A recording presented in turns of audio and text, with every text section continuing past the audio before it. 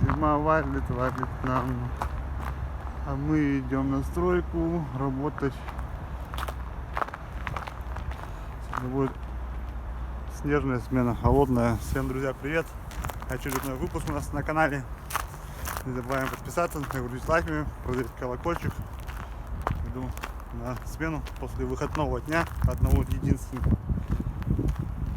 Так, мне сегодня предстоит воду приподнять. Сейчас вот ставлю здесь воду. Покажу, как крановщик поднимает воду. Возле рюмки поставил. Сейчас поднимусь наверх. Смотрю сюда, там крючок вот должен быть на гаке. Смотрим, как они подцепят мне ее. Так что я наверх пошел к крану. По холодному скользкому крану ползти буду наверх. Еще не вижу, что крановщики поднимались. Я самый первый. Все, наверху включусь. Будем дальше смотреть обзор жизни крановой. Поехали. О, стоит на изготовке.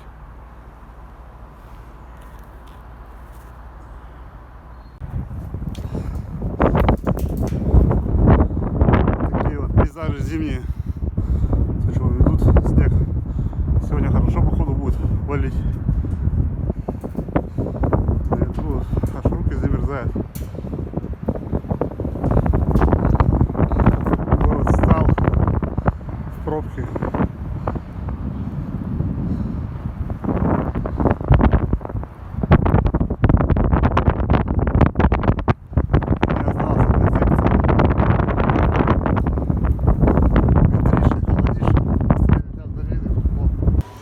Кран забрался, утром холодно, в кране еще. Вчера другой сменщик был, я оставил тут печь включенную. Печки холодные, все холодное, в течение смены сейчас нагреется, конечно, я его включил. Вот так вот печка включается. Я сам еще в кроссовках сижу, на кроссовке чисто после снега. Пока повернем бутылки, которую я поставил, все замерзло, все холодное. Чтобы согреться, надо чайник поставить. Чай. Время еще у нас ровно 8, что-то не торопится, у нас сегодня ребята не идут. Сейчас посмотрим, где они, куда они. Не главное воду поднять, чтобы вода была на кране. Без воды тоже тяжело.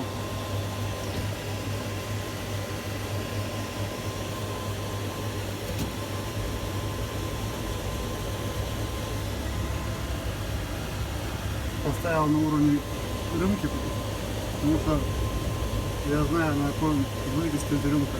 32 метра, кто помнит, я говорил. Вот на этом прибор 32. Выгоню, остановлю и подведу.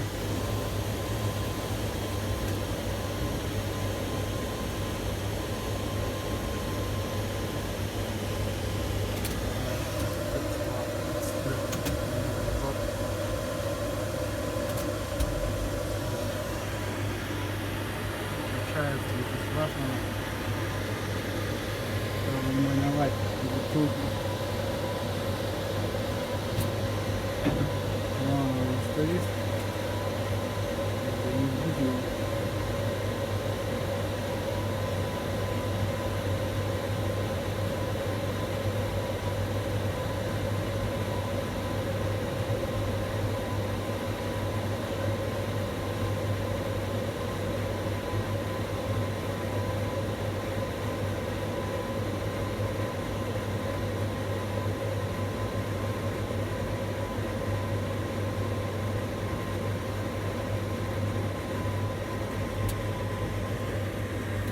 Чуть-чуть надо свидать маленечко.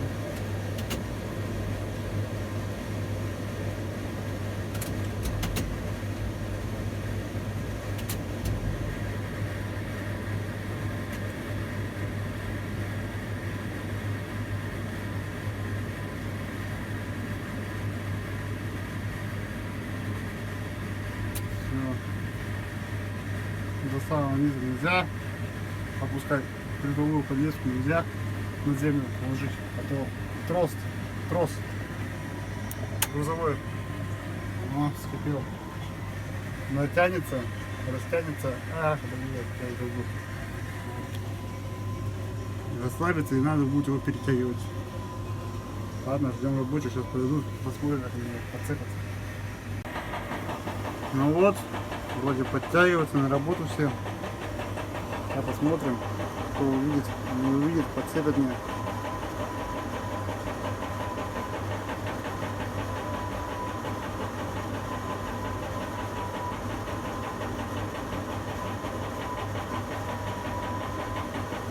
О, респект пацанам, респект, жука.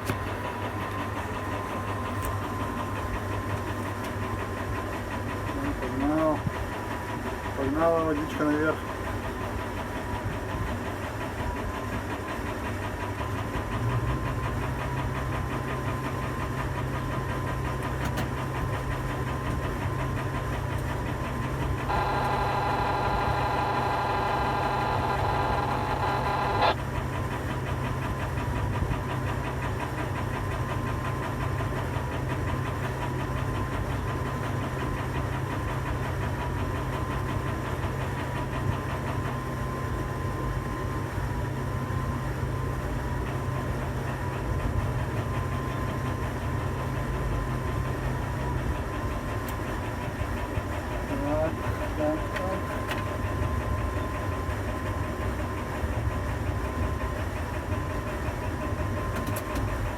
Камеру поменяем. Я подведу. Неудобно держать камеру и подводить. А вон крючок есть. Водичку надо доставать. Каретку в упор подогнал.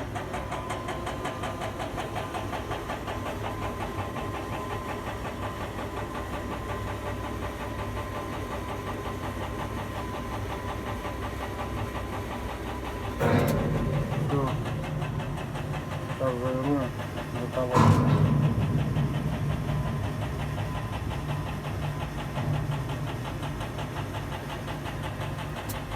Осталось только снять. Сейчас сниму.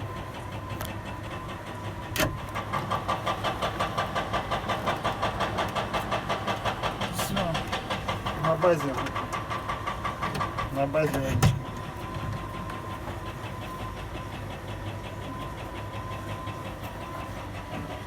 Такая подвесочка. Теперь можно начинать смену смело, свободно. Вода на кране есть. Поехали. Утро в разгаре. Разбираем стенки. Вроде нормально идем. Вот стоп, говорит. Разобрали то, что заливали ночью. Когда я обещал показать, но не показал. Расскажу, почему, сейчас расскажу попозже, почему не показал. Сейчас мы перекинем стеночку, добор от стенки. И там расскажу.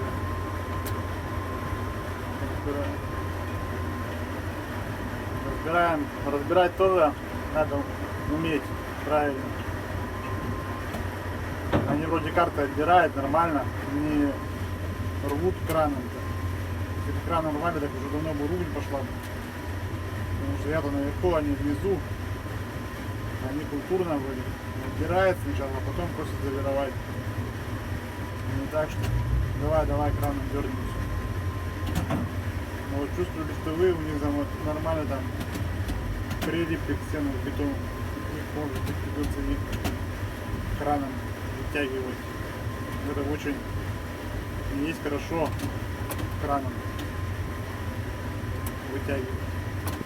Потому что кран болтать начинает. Очень опасно. Так что смена идет потихонечку. Прохладно в кране, будем просить печку еще дополнительно.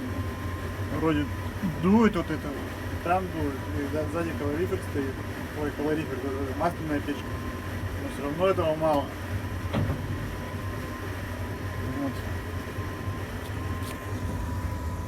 разобрали, вон, разбираем вот это вот, то, что я заливал ночью, вот это вот.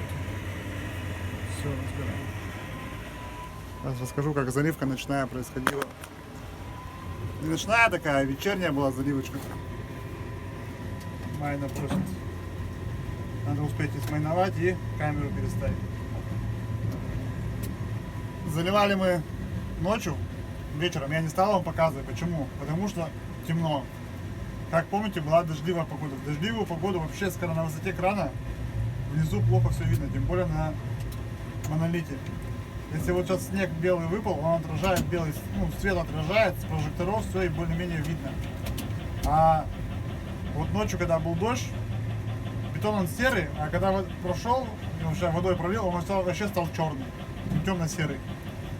И то, что происходит внизу, вообще не видно. Пришлось открывать окошко торчать и слушать, что они кричат.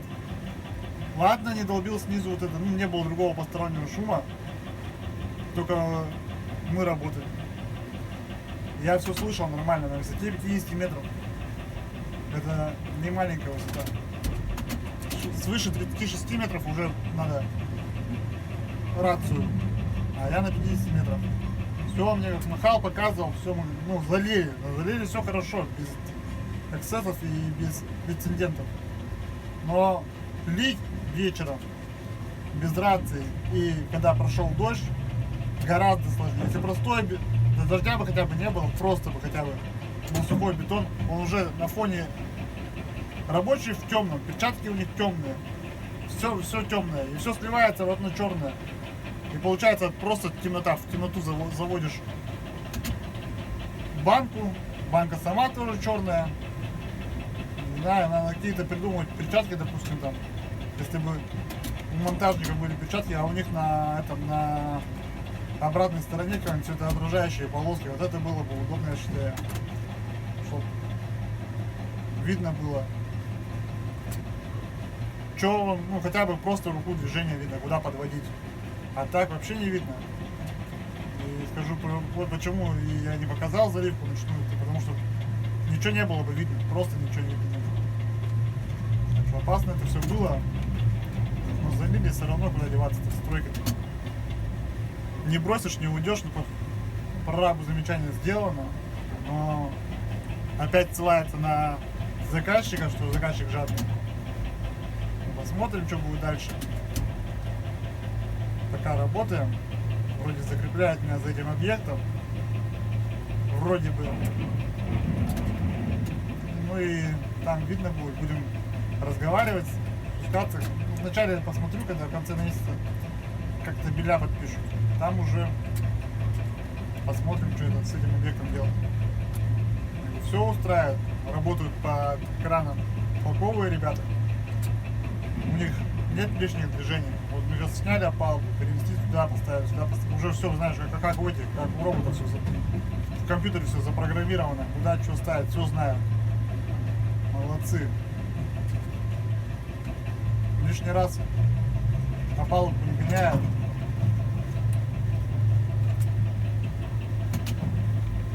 А все по-простому делают, не заморачиваются, что такие простые вроде. Поэтому и они, с ними легче работать. Самому по кайфу даже, когда толковые, они знают, даже элементарно просто опалубку не дергают краном, не дергают. Отсечка отдельно сложили, там по одной отсечке не возят. Они копсы разобрали, сложили, положили, разобрали, сложили, положили, все. Все четко у них. Вот сейчас перекинем на ту сторону, на вторую секцию. Тут дом получается будет 30 этажей, 2 секции. Вот по ним будем. Это, конечно, очень плохо, что на 2 секции один кран. Обычно на одну секцию один кран ставили раньше, а сейчас экономят на все. Все хотят на кромой кобыле проехать. Вот и получается, что работаешь на одном кране, за 2 крана работу выполняешь. А так бы, если бы они с этого угла поставили еще один кран, а там туда бы тот поставили, вот так до крана бы стояло бы, то было бы гораздо удобнее и монолитчикам, и крановщикам. И заливаться было бы поляну быстрее. Можно было бы и без насосов заливать, если бы так стояли краны. А так как стоит один кран, то если придет как вторая бригада или ночная бригада, ну, ночная нафиг она нужна, вторая бригада, то все уже, этот кран просто разорвут, и никто ничего не успеет сделать.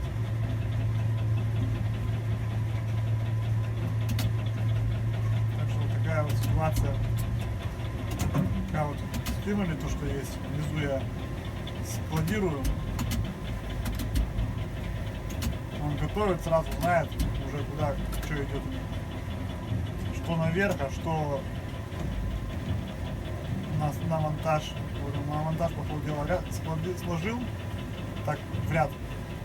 А в стопочку что ему не потребуется. Все, мы аккуратно башенным краном складываем. Заборы, правда, мешают. Но ничего, мы справляемся. Сразу не майнуем. Краном башни тоже эти миллиметры вылавливать не очень хорошо, не очень удобно. Кран большой, высоко.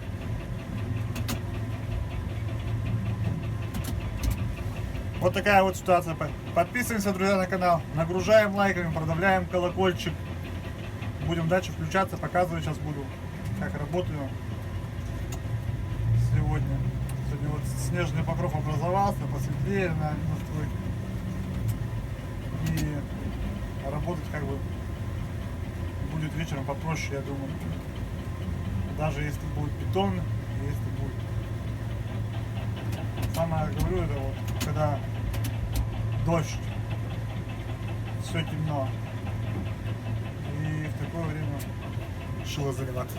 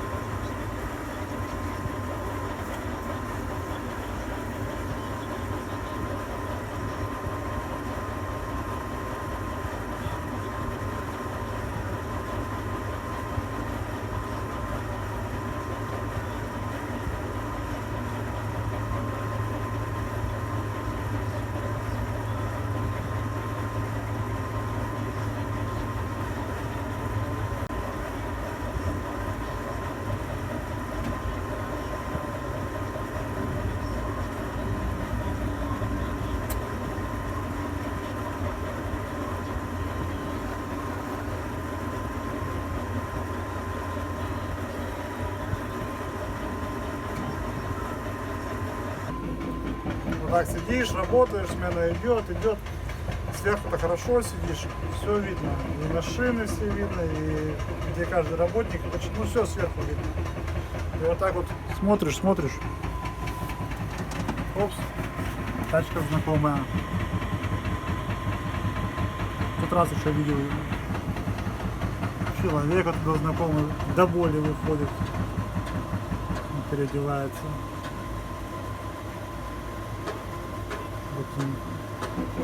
Геодезист это. Где-то я его видел. Очень до боли знакомый геодезист. Сейчас он весь в синем ушел с оборудованием, сел в эту же машину, бордовая приора. Очень знакомый геодезист. Который сюда на поляну выходил, разведку раздавал. Вот, я его запомнил. А где-то на объектах я его видел. Кто может, вспомню, скажу, где видел. А что строительный мир тесен.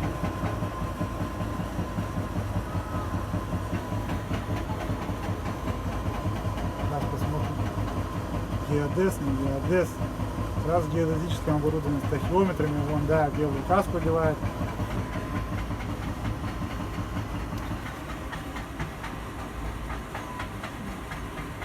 Достает, нет, почему?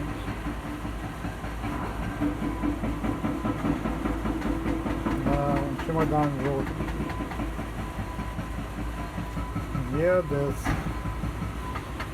Геодез, где-то я его видел.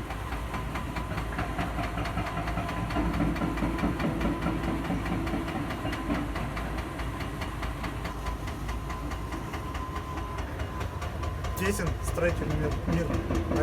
Одними путями ходят строители. Не на этой, так на другой стройке пересекутся все равно. Кто-нибудь да пересекается.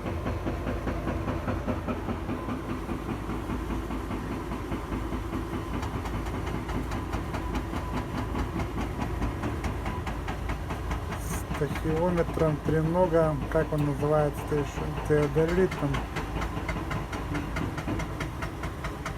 Все, на спину.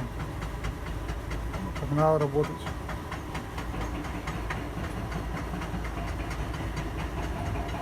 Пошел. Приехал геодезист. Значит, в фирме есть геодезист.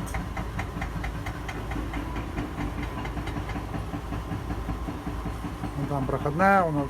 Заходим спокойненько, никаких масок, касок не надо, ничего. Отметился, журнал написал, погнал дальше. Геодезист заходит. Где-то я его видел.